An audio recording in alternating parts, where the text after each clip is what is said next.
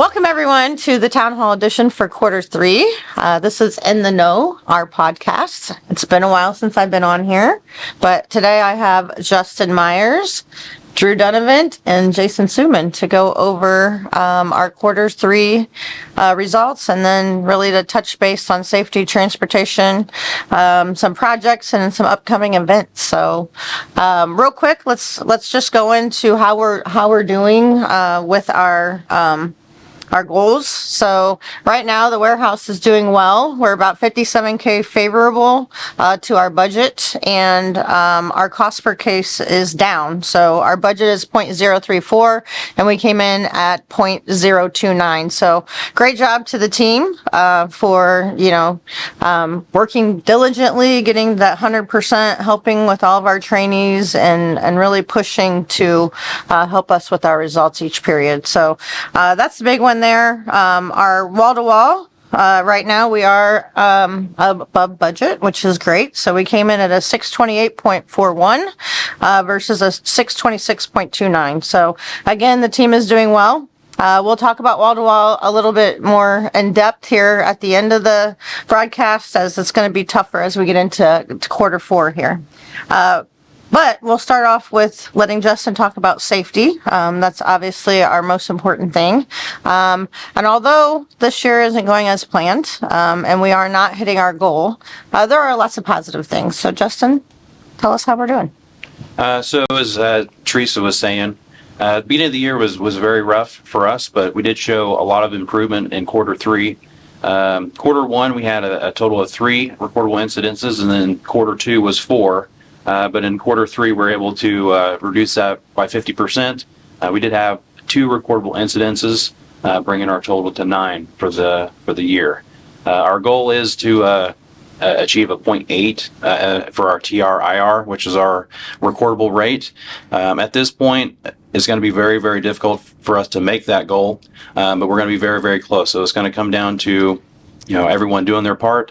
All the injuries that we've seen this year, a little bit out of the normal, not due to like strains or sprains or anything like that, just people not being aware of their surroundings, dropping things, tripping over things, just very unusual injuries that are difficult to compare to years past. But it is coming down to just awareness out on the floor and being aware of what we're doing, and making sure we're qualified to do jobs that some people, everyone wants to help out where they're to help out the team. But if you're not qualified to do that job, you really should call for assistance, call maintenance if something's broken. Don't take it upon yourself to make those repairs. But I do feel this last couple weeks, we've shown a lot of improvement, even during the holiday season. I can't thank you all enough for working safe. It was our busiest time so far this year, and we did an outstanding job. So great job to our teams. For BRI, we had an awesome quarter three for BRI, which reflects our injury data. We had a total of 27 behaviors retired, and that brings us to a total of 87 for the entire year. So our core teams are rocking it. Continue to do so. Make sure we're spreading that awareness out on the floor. All the core team meetings that I've attended, a lot of positives in those meetings, a lot of feedback coming back and forth. Warehouses around the Kroger network have reached out to us multiple times, just to see what we're doing and why we're so successful. And the reason is because of our associates and how well they adopt that process and making sure that it's a part of our everyday. So I can't thank everyone enough for everything they do, and just keep doing what we're doing. We had a great safety week in quarter three, celebrated our wins. We had Ice Cube Awards. We had our safety poker challenge, which went really well. We'll continue to have activities like that to make sure we're engaging and spreading safety throughout the warehouse. But I can't thank everyone enough for everything they've done these last couple weeks and these for period or quarter three. Yeah. Our teams really have been rocking it out, and especially steering committee meetings have been very open forum. We've done a lot of discussions, and a lot of action items have came out of there. So good job to the teams. Yeah. Okay. Well, thank you for that update, Justin. No problem. Let's just go ahead. Make sure we continue to stay safe for the holidays. Christmas is coming up. Whatever we did for Thanksgiving, make sure we have that focus continued throughout Christmas. Yep, I agree. All right, Drew, you want to touch base on how transportation's going? Yeah, of course. So last year, transportation was one of our Achilles heels. Just the simple form is we didn't service the stores on time, and we spent a lot of money doing it. Partially because of driver headcount, carrier headcount, and then the warehouse running behind more often than none. So this year has been a complete 180. We have hit our store delivery every period this year, and we hit it for the third quarter as well. Just a quick, good call out is Thanksgiving last year, we were 11% late to the stores. This year, we were 4.3%, and our goal is 5% late. So that's not just carrier performance. That's the building getting done on time. That's shipping, getting everything loaded and closed out on time, and our ASPs communicating, showing good communication and utilizing that to the carriers. So kudos to everybody. We started the year out with 3 carriers. We are now down to 2. We were able to downsize from Convoy because First Fleet's headcount, and First Fleet was able to service more of the central region. So we are down to just Titus and First Fleet, which is good. That allows us to communicate even more effectively with our carriers. So kudos to that. We're also looking for extra yard drivers in the yard to cover shifts mainly on second and third shifts. So if there's anybody that is interested or has their CDL, even better. But if you're interested, please get with Nicole, Tanya, or So Manu. As they are overseeing the yard. We are also financially transportation, as we talked about last year, spending a lot of money. We are doing very well. Last period, we were $600,000 in the green to the good, mainly because of backhaul. So everybody that's in the inbound, Jason, I know you're over inbound. Backhauls that are coming in heavier this year. So one of our initiatives is how do we get more of our inbound freight? How do we own more product on our product movement? So getting those vendors on board with First Fleet and our carriers pulling the product back allows us to control the product more and the volume and how it moves. So we are looking at onboarding even more. So there's a few more vendors that we're going to onboard, but we are definitely trending to the good. Awesome. Good information going into our busiest time of the year. And then, of course, what we all dread is the winter weather that'll be heading that way. And probably the end of this month has already hit a little bit of snow this weekend. And so we just need to be prepared. So great call out for transportation. So, Jason, you want to update the warehouse on some of our projects that we have going on? Yeah, we'll talk about some of the major projects that we're doing right now. So actually, this is Tuesday, and DLN will be in today to work on the label removing robots in the tote room. So they're trying to develop a new prototype that will actually remove the label better than what we had before. They'll be in today to go through the process and see if they can get the arm working properly. So that's a continued project. Hopefully we have a resolution by the first of the year. Other major project that's happening is out in the PRWs. So we currently have 3 PRWs. 2 are on Lancaster Street. 1 is down the road here from us about a mile and a half. So Intiva is a growing business. They have the first section of the building that we're in on Lancaster Street. They wanted the section that we're currently in, which is 100,000 square foot. So what we did was we were able to secure the other half of 102 building that was completely remodeled inside. So we're going to move 101 down to that location. And then potentially next year, we're going to look at consolidating 105 into that same location.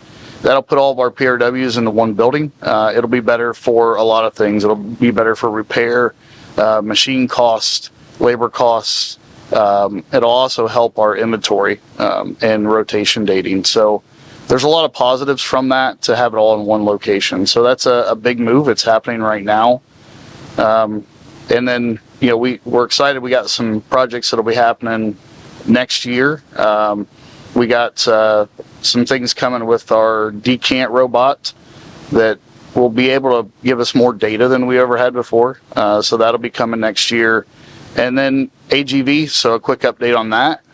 It's scheduled now to kick off probably mid to late 2024. There'll be some adjustments on the conveying system. and then they'll be ready to turn it on and start testing it. So, to wrap up the town hall for this month or for this quarter, just a couple of things to touch base on. Although the warehouse is doing well, we are, still needing to keep that trend going, and doing that is going to be a little bit harder. The AGVs were supposed to be our help this quarter with having more people available to do other jobs and having those jobs be automated. With that being said, our wall-to-wall is a little heavier going into quarter four. With the volumes there, the teams I know will rise up and do the things that they need to do to get where we need to go. However, volume has been down throughout the whole entire year, and so that's where our struggle has been with wall-to-wall. So we really need to watch our hours, so I know some of our associates get real frustrated when we have to send them home, but that's really part of managing your budget and your volume. And so, when you are here and we do have the volume, just doing the best that you can every day would be great. And then our wall-to-wall is going to be up in the 650s. So, big difference between the 626 that we're currently running. And so just a little bit extra effort and push and engagement from our supervisors and managers. So, another big one, you'll start seeing signs around our warehouse as our damages have been up throughout the warehouse, which really puts a strain on our maintenance department. Not only does it take time and effort, but it also takes a lot of money to repair things. So this year alone, and just damages across the warehouse and racking and fire doors and equipment, we're over $300K that we've spent just fixing equipment and racking in our DC. So it's important when you're out there, like Justin said, be aware of your surroundings. It's important that if you do damage something, you let us know. That way we can get it repaired quickly, but also so we can investigate and see what we need to do differently. And so, those are the two big pushes for the end of the year, is our wall-to-wall and our damages. Anybody else have anything they want to? And if anybody has any ideas on, ways to communicate damages or ways that we can maybe improve any of our other things that we've talked about during this session, or anything else that is on your mind, please let us know. We have the suggestion box in the hallway to the cafeteria, and we also have the suggestion box online with WorkJam. So, we have a couple of other projects brewing, so we're really going to be excited to sit down with our next town hall to go over what those projects look like in the upcoming months. So, again, thank you, all the teams, all of our associates for doing what you do. We do have a couple of special things going on this weekend and next week. So you guys want to touch base on that? Yep, so we have the dessert contest today. That's happening.